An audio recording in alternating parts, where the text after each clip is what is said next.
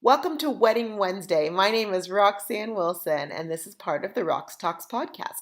Every Wednesday, we talk weddings, giving you tips, tricks, and insight that will help you through your wedding process. This week, we're continuing our conversation with co-owner of Eclipse Event Co., Lauren Chumley.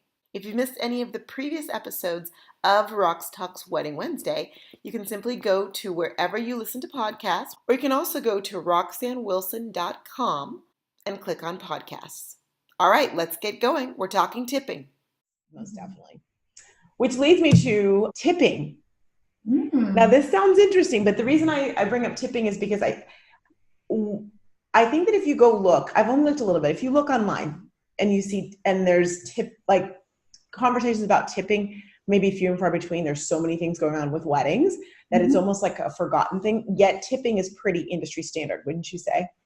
Yes, I just think this conversation is so well timed because literally 2 hours ago, we were talking about with our planners, like, no, you need to include the line item when we're doing the budget for the vendor gratuity. And it is the one time I will ever advocate specifically for the not their amounts and what they recommend, but they have a really great tipping guide.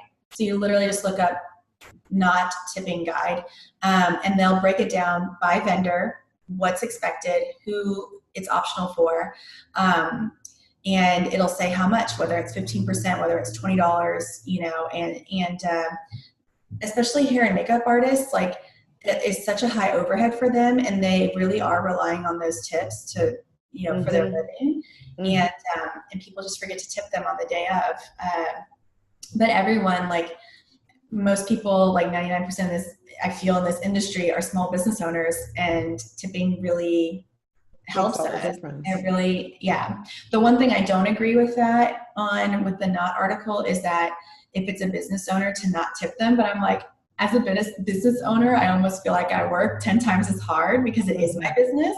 And I just think that's a silly reason to not tip someone, especially if we went above and beyond. So if you think that they did a great job, tip your vendor. They will forever appreciate it. They will. And I think that it's something that sometimes as a planner, it's a thought, we know about it, but it's something that brides and grooms don't even think about necessarily, or they think about it for like a caterer. Like I had a bride, they did taco bar. She's like, oh, how much should we tip the taco? Because she was a mom and pop caterer. But the thought, they wouldn't, and there's no reason they should think, oh, the photographer is someone I'd need to tip. And some of those tips are even more substantial than you would think for other more obvious, because they're more mainstream type of services that you get or you have done. I think like with catering, when people go out to eat, they're used to tipping. So that makes more sense to them than some of the other vendors that they don't actually hire on a regular basis. Yes, I will say, I know not everyone is made of money. I know money doesn't grow on trees. If you legit have run out of all your money, leaving a 5-star review for a vendor that did a good job because you cannot afford to tip them, honestly means a lot. 100%. It helps us further down the line in a sense to pay the bills because it helps us acquire more clients. So if you legitimately are unable to leave a tip, then just leave a review on anywhere we need, and it's very helpful. That is great advice. I love that. That's a good one for sure. That's all the time we have this week, but be sure to check back next Wednesday when we continue our conversation with Lauren and get you some great advice from 2 wedding planners on all things weddings.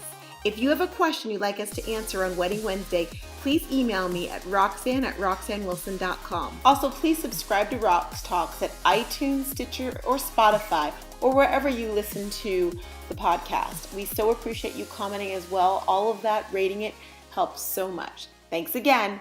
See you next time. Bye.